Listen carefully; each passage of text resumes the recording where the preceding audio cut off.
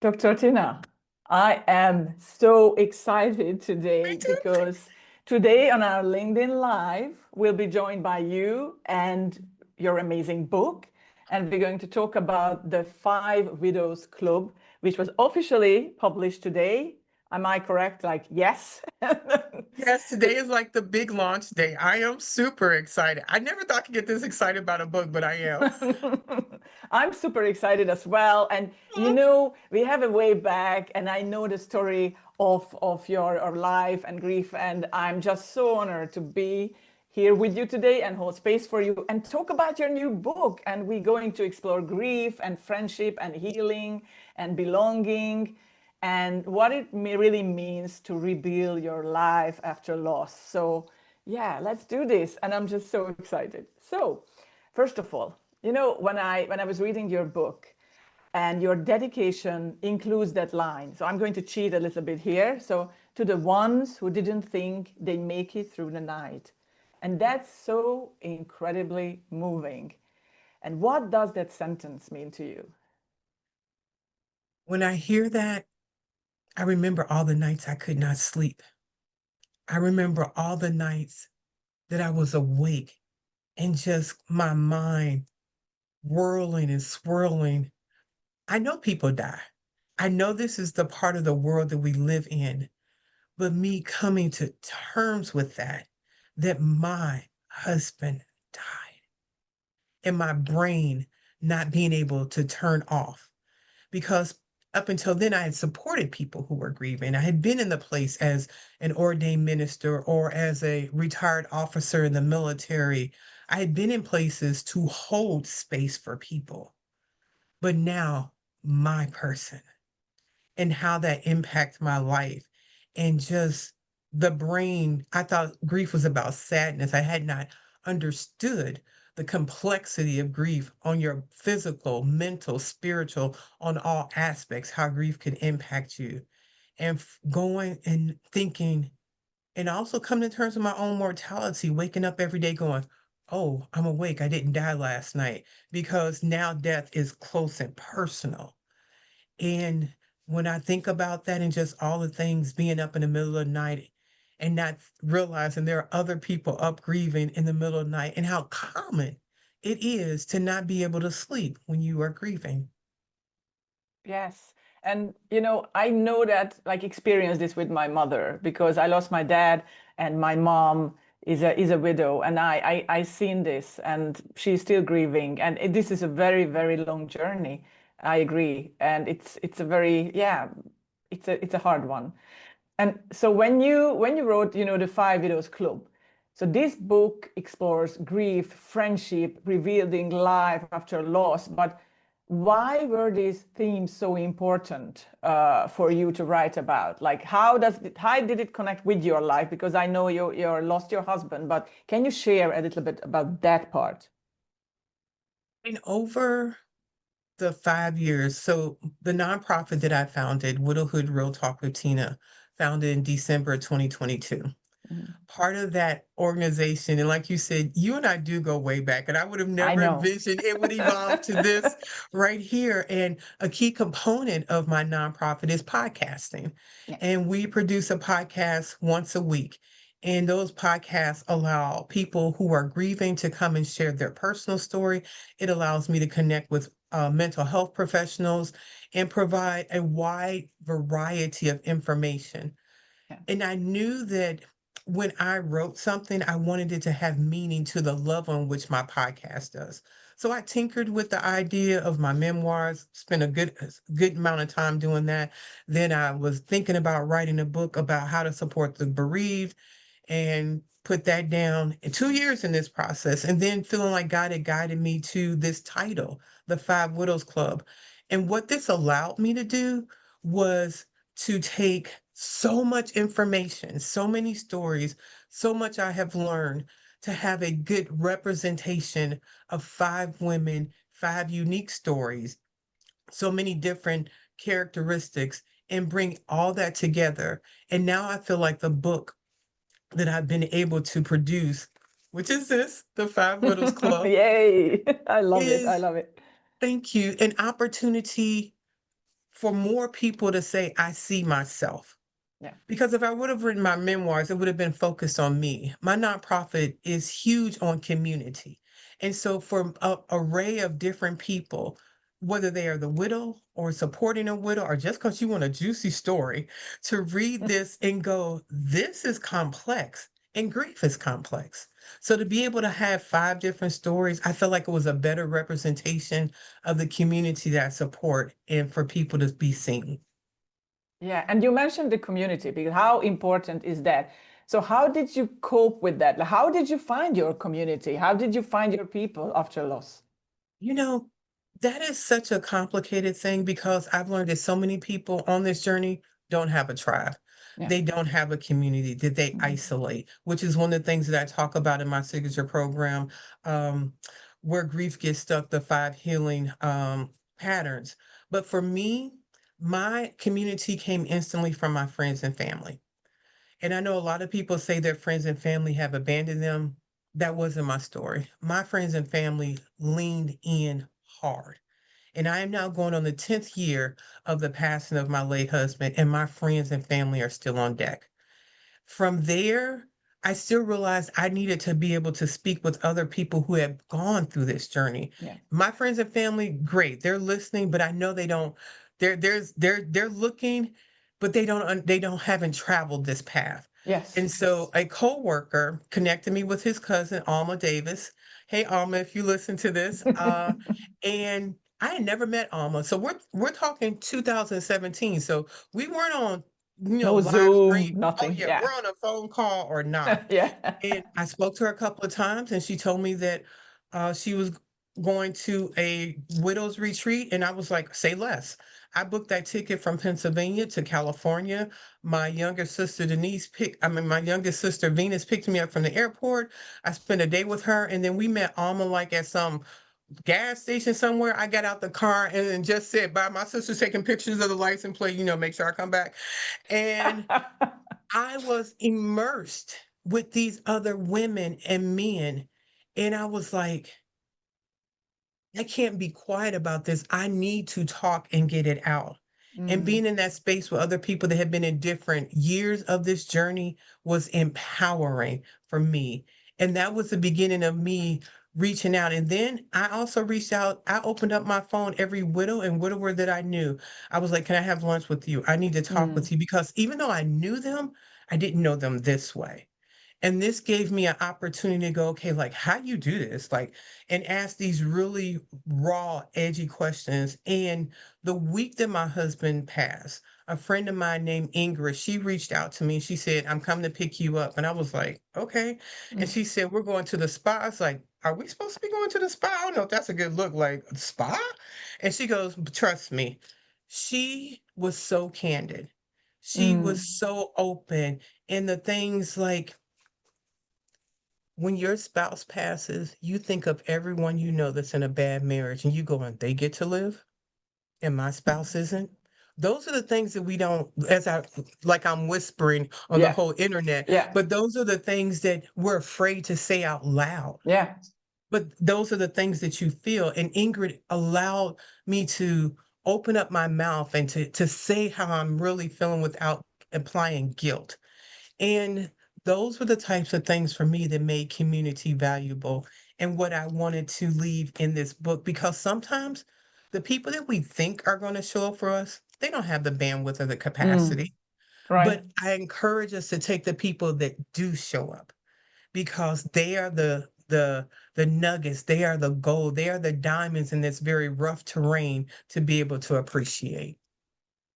And it's so interesting because you picked 5 women, and that brought up a question in me. It's like, do women grieve differently than men? Like, they're all widows, but like, what do you think?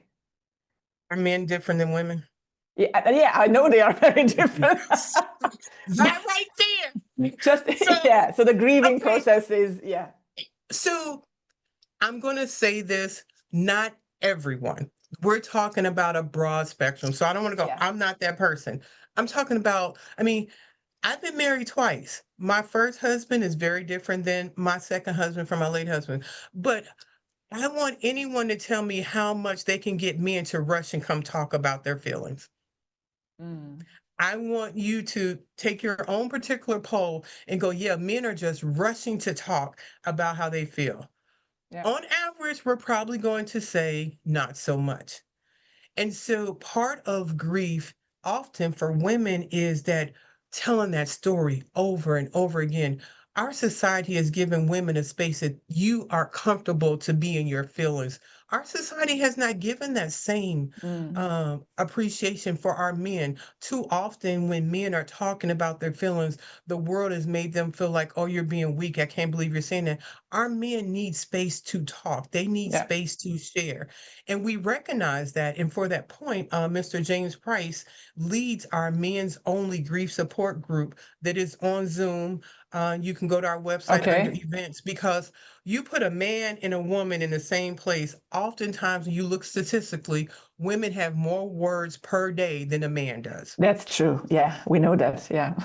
So now you're talking about very intense emotions of grieving, Mm. and you're in a group.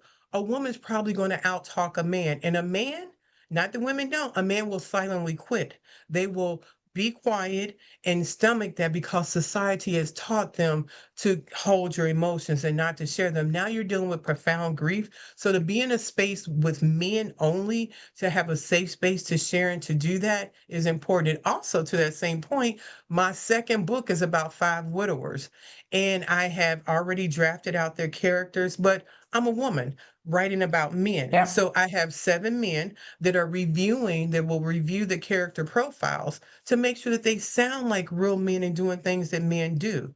And it is a difference because we are made different. And Yeah. so that's okay. We may have some similar personality traits, but when you look at it on a broader perspective, there are a lot of commonalities with the men and the women and the differences of that. I hope I answered Absolutely. that You correctly. did, you did Okay. absolutely, absolutely. And the other thing that when it comes to death, it's still a taboo. Like people we don't like, it's like we rather talk about anything else than death because it's like when you meet your friends or other family members, they're just like, oh, she's the one or he's the one. I don't want to talk about that. Like, why is this still a taboo in 2026? I mean, we are not in the Middle Ages anymore. You know, you make a good point, and so many times you get this look, oh, you Mm, get the head tilt and the yeah. people looking. I think it's a mixture of different things. One, when I think of someone else dying, we have to consider our own mortality. Yeah. We have to consider that one day I will have my last breath. One day I will die. I will no longer be a part of this world. So for me to comfort somebody else or even hold space or let them talk, I have heard too many times people go, I can't imagine that. I don't want to think about my husband dying. Baby, it's not about you. It's No. about the person that's experiencing the profound trauma. And we often are not taught to put our feelings to the side so I can show up for the person that needs me.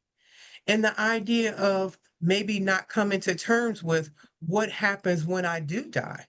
No matter what your faith or your thought process Yes. is, if you're not solid in that, then that makes you uncomfortable. Mm. And so anything that's going to make us uncomfortable, we tend to steer away from. Yeah, We don't want to exactly. be involved in. So, yes, everybody's going to die. It is the way that the world is set up. Yeah. And for me, it's made me want to live long, live louder, live intentionally, live on purpose. If there's something I've thought about doing, then I'm probably going to think about how I can do it. You and I spoke, I recently retired full time from my job at Yes. 60. Congratulations And now. it's like, thank you. And I'm like, my late husband did not live to see retirement. I want to do that. I Yeah. wanted to do that. And I was like, you know what? I'm going to make a choice to do that. I don't know how much time I have, but I want to live the moments that I have to live. And that's so beautiful put because that's the whole goal. Like enjoy Yeah. every moment of your life. And you experience that, especially after big losses in your life and in your family, and experience that part too.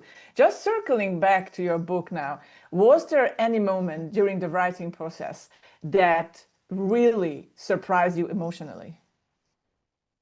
That I actually did this. I like, know. I was like, like the is this for whole real? process.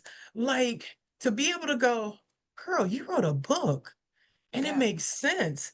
And surprising the concept of writing out these 5 character profiles, 6, including the grief support leader, and trying to make them different. Also, what was surprising were people that were willing to read my first trashy version and give valuable input to help me to develop something that is worthy of reading and supporting. There was some, it was also, I want to say, maybe surprising, but a challenge to make sure that I made them all different. And then Mm, how to sprinkle in a little bit of myself in every character. And to do that, but make them unique individuals. And I have read this book 4 times. There's one thing like when you're typing it yeah. and putting it together, and then like the first time I printed it out in spiral bind and all this Yeah. different stuff. I mean, the little back is coming off of this thing. I have read it Yeah. so many It's times well and writing read. it. It's well read. Exactly. And then I printed a copy like with the cover on it. And I'm like, and now I'm reading through this. I am surprised that it still makes me emotional. There are Mm, different parts of this book when I'm reading this, and I'm going, this is real. This may be a fictional mm. novel, but the experiences are real. What's the most emotional part for you in the book? Without like telling, just like You just a know, like teaser, teaser. I don't want everything like they must read it too. So. the when I made the first version, I went right from the moment that their spouses passed. Mm, And many of the people that read the book for me said, Tina, we need to know what happened beforehand. yeah.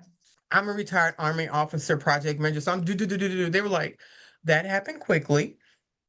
We need details.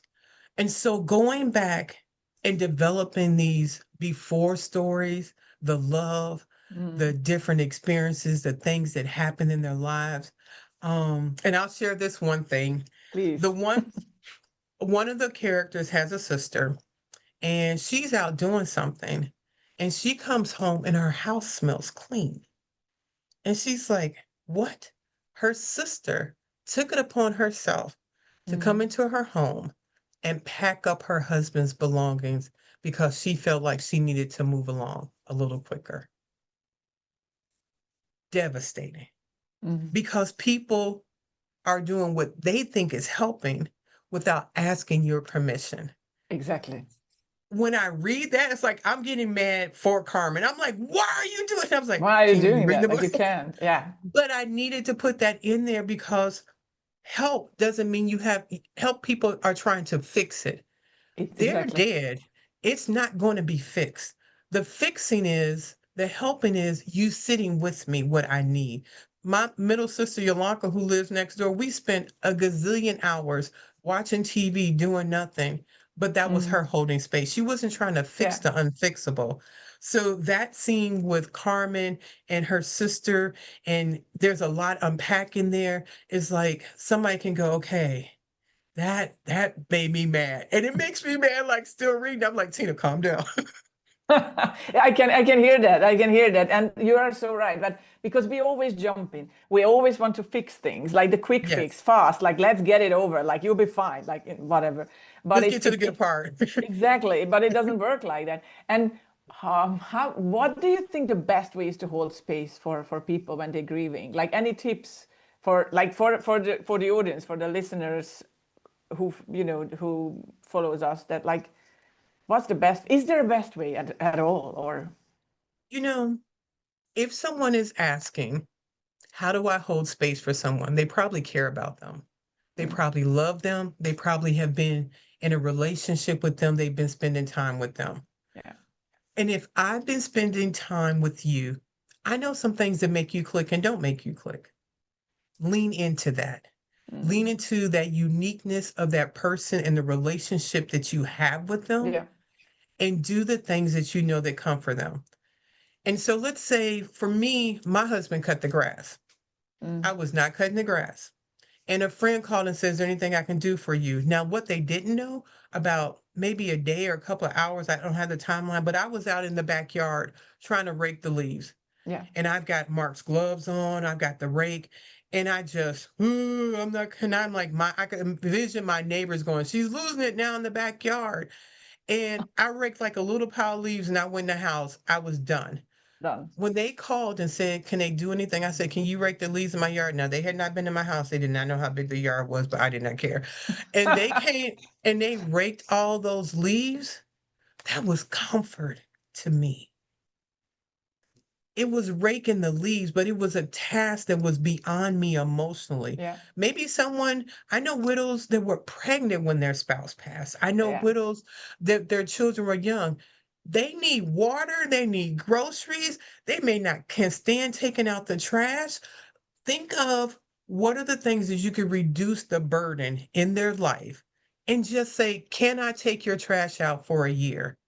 Because if you say, "What can I do for you?" What I really want to say is, "Can you make my spouse come back?" But I don't want to say that out loud because you're going to think that I'm Looney Yeah. Tune.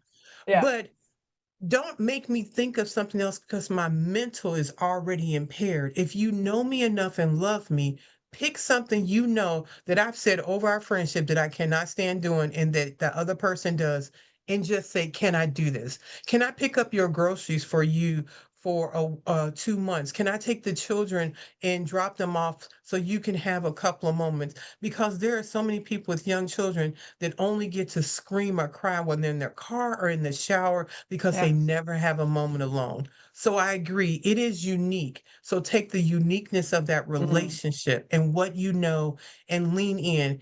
And don't ask, "What do you need?" Come to them with two or three options and go, "Which one of these can I do for you?" Yeah. And that's beautiful. And you need those people who get you in, like seriously listen to you, like truly listen to you, and they know you so well. And what's the worst thing you can do? Like what people can do when you're The, wor- grieving? the worst thing, The worst thing. Yeah. Did you write about that in the book? Like, did you express that in the book? the worst thing you can do is not do the thing that you said you were going to do. Yeah. My person died. So life is fragile for me. Life feels like everything is Yeah. uncertain.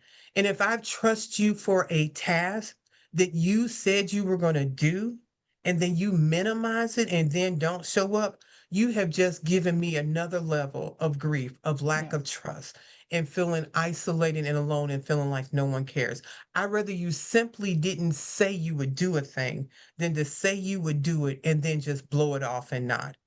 The other thing, the silence, the Mm. inability for people to understand this is the long game. My husband died. Yeah. It's going on 10 years. Mark's not coming back. One of my children have gotten married. They've had different experiences in their life that my husband was not there. Their dad was not there. It's Yeah. not like, okay, a year has passed and you think, okay, we've checked off Everything is all the fine. blocks. Yeah. You know, it's continual. Does my grief look the same? No, but it still exists. And being able to never tell me, "Well, I thought you would have moved on by now. I can't believe you're still upset about that." Don't say that. Yeah. Don't say that. Yeah. Silence is golden in those particular moments. Yeah, and I love what you said, silence is golden, because silence is golden, like in everyday life too, because we always want to feel the silence. We always want to fix that too, is like with words or with whatever. But why is so powerful silence when you're grieving? Like how did you express that in your book, like about silence? Because I think that was like very important theme in your book, like respecting silence. You know, silence is a duality, and thank you for that question. In my signature work, where grief gets stuck, the five survival patterns, one of the patterns is isolation. Isolation has its place, but too long, it can do us a disservice. So isolation is, I need to get all my thoughts together. Like, I need to understand, I need to process. I may need to journal. I may need to say it out loud. I may need to be with a mental health professional. That process of me coming to terms is an individual work. Mm. You mentioned about your dad passing. Yeah, So having a sibling, their grief may be different than what yours is for the same person. yeah, I need time to pull away from life to be able to process, to understand, to dissect this, understand how my life is going to navigate forward. But if I make isolation and solitude my totality. Now I have disconnected from community, which is powerful in my healing. Yeah. We heal often in community. The embrace of someone Yeah. hugging you, the ability for someone to look you in the eye and understand and listen. There is power in community. So understanding that balance between when isolation is helpful and when isolation may have turned into harmfulness because now you have detached from everyone around you. And unfortunately, when we detach so long, people stop asking us to go to a party or stop asking us to connect or stop asking us to do things that we yearn to do, but we don't know how to get out of our shell to do. So for me, and also in this book, there are places where the widows needed to pull back or Yeah. where it wasn't an opportunity. Sometimes isolation can happen in a crowded room. Just Yes. because I'm in a context and present with people doesn't mean I've opened myself up or been vulnerable or transparent to have a connection. So that isolation can be in your own thoughts and in your own mind and just thinking this is the way it is, and then you allow yourself to connect and be available to people and create Mm. community. Yes, it is so powerful, and you said it so well, and I love that for you. And something, when I talk to you, like anytime when I talk to you, I love your sense of humor. And when I read the book, it was your sense of humor is there because we don't have to cry and be sad all the time when we talk about grief. And I think that's so powerful because people and the world expect us to be so down and blue all the time. But like, and they even like they think they're not allowed to laugh or to have fun or like how did you put that in your book? Because I've seen those parks and those stories and they are so powerful, and I sensed your sense of humor like in every single character. Oh, thank you. The dark humor is real Yeah. because either we're, and it is true. I remember thinking, like, when would I laugh again? Laughter entered my life because other people were around it. It was my children or other people in my life. I cannot cut off a Yeah. part of who I am because this happened. I'm not laughing because Mark died. Yeah, of I'm course. laughing because of what life is presenting in the space of his death. And I think laughter is healing. Laughter is comforting. Laughter exhibits another emotion that doesn't exist with the sadness. Two things can be true. I can be sad and forever that Mark Cornwall no longer walks this earth, but I can have joy and I can have laughter at the same time. And for me, it was giving myself permission to say, me laughing doesn't equate to how I feel about Mark not being here. I'm not going to be in this place of lament outwardly forever. And if Mm. you think that the only way I can exhibit my grief is by showing outwardly this lament, then you have probably not experienced profound grief. Because what happens, I don't know for where you're at, but here in America, you get like 3 days of bereavement and they're expecting you back at work. And I Yeah. was like, yeah, that's not going to happen. It's going to be 3 months because I'm not making complete sentences over here.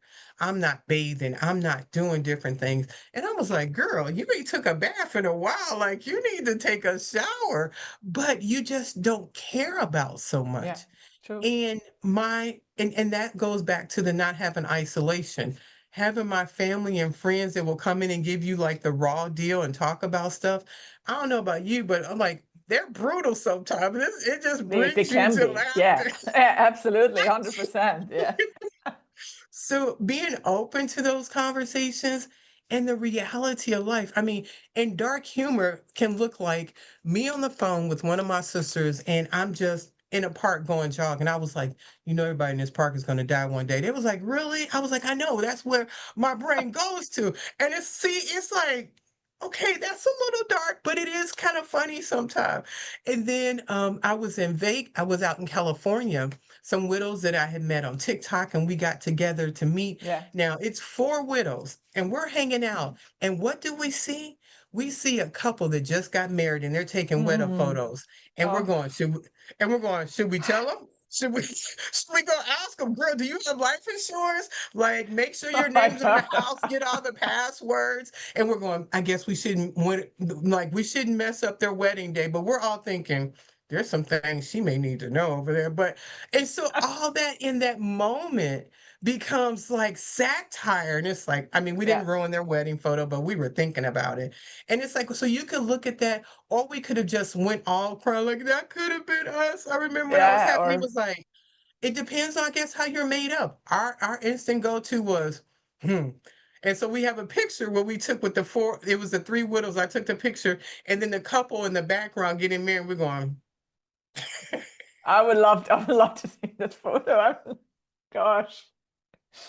Yeah, we need that. You need that. I mean, that's part of the survival, I guess. It's like that's yes. how you deal with things. Like, and we don't have to take ourselves so seriously all the time, even during grief, because sometimes we just need to let it go and let it loose a little bit.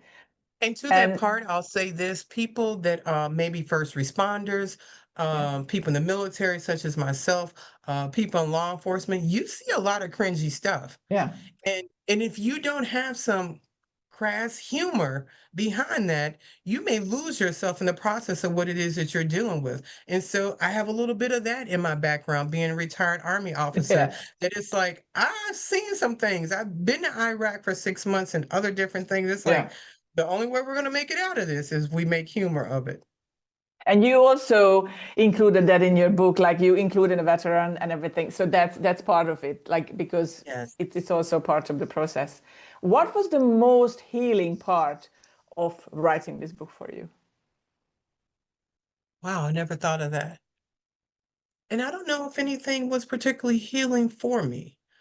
And that is because I was not in the very beginning of my grief when I started this. Mm. I was 7 years into a very proactive, intentional leaning into my grief place. So this book was not about my healing. I feel like this book was more about me trying to listen to the direction that God was calling me into, what the next evolution of thing that I have been doing, supporting the bereaved. But I can see if it was earlier on in my process, Mm. that healing would have been part of that. But I cannot say that anything about this created a healing space for me, or something that was needing to be healed. Yeah. Tons of journaling, tons of therapy, tons of talking and sharing my story. So I feel like this came from a place of where I was in coming to peace or coming to terms with it. I have a challenge with people, for me to say I accept. Accept is like I accept an award, accept something that I wanted. I accepted to mark that. No, but I No. have come to terms with the reality of it. So I don't know if there was a healing that needed to be Hmm. done in the book and the writing, but that is a fair question. And how do you find love after grief? Girl, first of all, the first place to find love is for myself. Mm. The first place was to say, Tina, you met Mark like when you were 18. Now you are 51 when he passed. Wow. Okay, I don't know, but the 18-year-old version of me is not the 51-year-old version of Yeah. me than when Mark died. So first of all, I need to go, what do I like? And I remember coming home one day and opening the refrigerator. At this point, Mark had passed. Both of the children were now out in the military living their life. And I was like, I don't like anything in that refrigerator. I cleaned everything out. There was so much stuff in the pantries. My next door Mm. neighbor had a couple of children. I took everything over there, and I was like, I'm going to the grocery store to find out what I like. Now I was holding on to that shopping cart, and there were tears because I did not Mm. want to be there. And so I went, but it was like, but I need to. And I found I don't like grape jelly. I like orange marmalade. I have been eating those peanut butter and jelly sandwiches because Mark and those kids like that. And I just started discovering, what do I like? I remember my daughter coming home one time on leave, and she came in the house. She was like, "What is that smell?" I was like, "Candles." She's like, "I didn't know you like burning candles." Well, her dad didn't. My husband didn't. And Mm. in a marriage, there's a little bit of give and take. It's not going to always Always. be my way. Yeah. But I remember going, if I'm here, this is my home. It's going to be the way that I want. I remember going in the different rooms of the house and what was my son's room, changing that around and making it a guest room because different people were visiting. And I just need to move one thing from another. And I just started creating a space in my home that reflected me. Because I remember thinking one night, like, Mark died, the kids are living their life, and I'm here alone. And it just felt like a shell of the place that was so vibrant and so much love. And it was because everything was still set up for the family that no longer lived in that home. Hmm. And one of the things I did, my husband had a recliner. I took that and moved it to the basement because when I came in the house, I saw his recliner in the front room and just get so frustrated because he's not going to sit in that recliner. Yeah. Wasn't ready to get rid of it, but moving it to a different space allowed the neurological part of my brain to start processing a different pattern because part of grief is how we feel mentally. And the prefrontal cortex not operating to the same Mm. capacity in our amygdala now operating that fight and flight mode.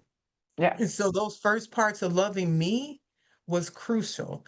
And then I got to a place I was like, huh, I think I could consider someone else, doing life with me and what that would look like. But the Mm. first part was me loving Tina and rediscovering who I was at this point, and then coming to the place that I was open to someone else. And that's beautiful because there's so much shame about that, I think, when you're Mm. grieving. And like, how many years must pass until you find someone else? Like, is there a rule? Is there a timeline? Is there a time limit when your friends or family don't say to like, oh, that was too early, or you know what I mean? And so, what do you think about that part? And how does that come up in the book? So you make a very good point. I'm going to circle back to something you said about men and Okay, women. Societally, in society, we give men a pass to marry up and get booed up and have a relationship much quicker. that's right. And Yeah. you'll look at different statistics, and not saying that this is all men, but statistically speaking, Mm. men have a higher number and rate of dating and remarrying if their spouse has said that they had a terminal illness Yeah. than what you Right. will see with women. So society has already dictated in our mind what this should look like. But what I have learned to be true, there is no timeline. Mm. A lot of people say you shouldn't date until after the first year is over. And some people would say they're just as dead the year later that they are that moment that they die. Yeah, kind of. But what can happen, depending on how you're mentally processing the grief, Mm. you may not be in a mental space that you are something that you want to present to another partner. Now, some people just want to have a physical experience. They may not Yeah. be looking to recouple up.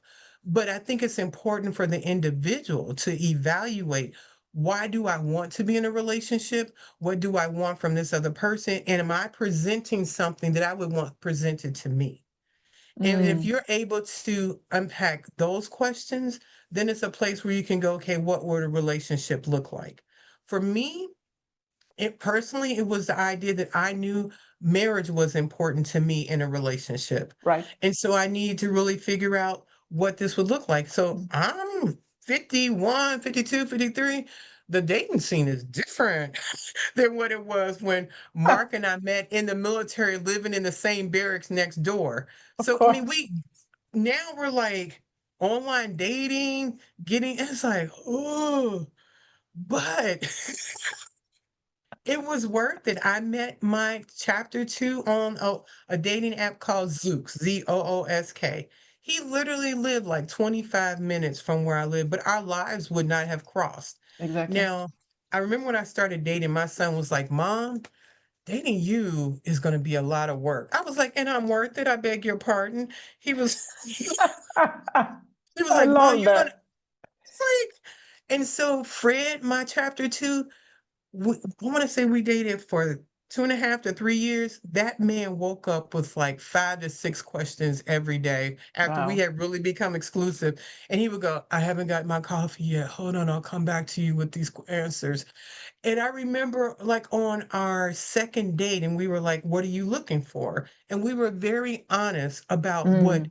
dating was and what the intentionality was. Yeah. And I think at this big old age of 50, if you can't communicate to me What are you Wow, doing? that's a big thing. I mean, And I thought that to me, dating was like a big job interview. Those good mm, interviews, you have like a 3 or 4 panel, you have 3 to 4 different sessions. I'm a whole grown woman. I wasn't dating because I needed a caretaker. I wasn't yes. dating because I needed someone to take care of me. By the grace of God, I was self-sufficient. I Mm, wanted a partner for life. And yeah, so as long as life would give us. So to me, it was also important to say, what are my non-negotiables? I think that people go look for a house more certain about what they want than when they're looking for a partner. You know, if true. you want a 1 car, 2 car, you know, if you want a lot around you, you know how close you want to be to your neighbors, what the school district looks like. We will make a full list of what we're Hmm. looking Yeah, for a house. absolutely. And then dating, well, if it works out right. No, they're like, you can't smoke. I don't want that. I'm 5'9". I remember telling my girlfriends, you got to be 6 foot to get on this ride. Like, I need some things I need to wear. My late husband and I were the same height. I was Yes. not wearing heels. I started purchasing heels. I was like, I'm not going back. And the other thing was, I told myself if I didn't find somebody, I was okay with me. Too Mm, many times we rest the ability to be complete if I'm only in a relationship. yeah. I survived the death of the man that I have loved for 32 years and still love him today. I am not going to put the fullness of my existence on if I meet somebody else. I came into this world alone. I will leave this world alone. I am Mm. enough by myself. So my joy and happiness cannot be tethered to only if I am with someone else. And I think releasing those pressures help us to enter that dating experience in a different way. Yeah, you're detaching from that whole experience and you just let it happen and it happened. And Yes. I'm so happy for you because you found Thank you. another love and that's beautiful. So, and we arrived to our last question and I can't even believe that, our time has gone so fast. So, Tina, Dr. Tina, so for someone who is navigating grief and feeling alone, what would you want them to hear today? Also based on your book. One, you are not alone. Hmm. My husband died. And I need to, sometimes I have to remind people, I'm not in this space because I just made up a story or a nonprofit. The man I spent 32 years with raised 2 children, traveled the world, took his last breath, and left me devastated. I was at the end of a hallway screaming into a phone to my sister, day by day, moment by moment. And if you have one person that's willing to be in community with you, if you're able to connect with other people, even though you may be afraid, even though you may be so nervous to give someone permission and be vulnerable, it may be worth the chance. And if nothing else, I ask you to reach out to me, Widowhood Real Talk with Tina. This nonprofit is a global community. We have different events that are in person and we have events that are online. I mentioned earlier that Mr. James Price hosts a men's only grief support group. I host one the last Thursday of the month. December 3rd through the 6th, we are hosting a widows retreat here in Virginia Beach, Virginia. We have a 3-story home. We have all our meals being catered. There is an indoor swimming pool. It is limited to 10 people. And I encourage you to reach out if you want to attend. It is hosted by myself and Maya Dion, the founder of Widows Do Bounce Back. And we limit it to 10 people because we know that you need to be seen. And once you get to a group outside of 10 people, it is difficult to make sure we're giving each person individual contact. And so those are the things that I would want to leave you with. Reach out to people in your community because healing is more powerful in community. And And I, just one thing, like I think we haven't talked about your book club because you do oh, have a book club. If you can just briefly just mention what it is about and please share a little bit more about that. thank you for that question. So I know that people read in community. So the book club notes that Naomi is speaking about, you can, I'm not sure if it's up yet, but you can message me. And we have a guide for book clubs that if you're going through this because you're going through it with a book club, then we have a guide that gives you information about the profiles, about, we have a extended version And then we have a one sheet version, and that helps too. The other thing I'd like to mention is this nonprofit has a program called Children of Widowhood Secret Santa. And what that is for, that children who have been impacted by the death of their parent, one or two. If you go to our website, Widowhood Real Talk with Tina, and select events, you'll select Children of Widowhood Secret Santa. The application process will start on June 1st, and you can submit your name and information. And then there's an anonymous process that you'll go through with the two widows that host the program.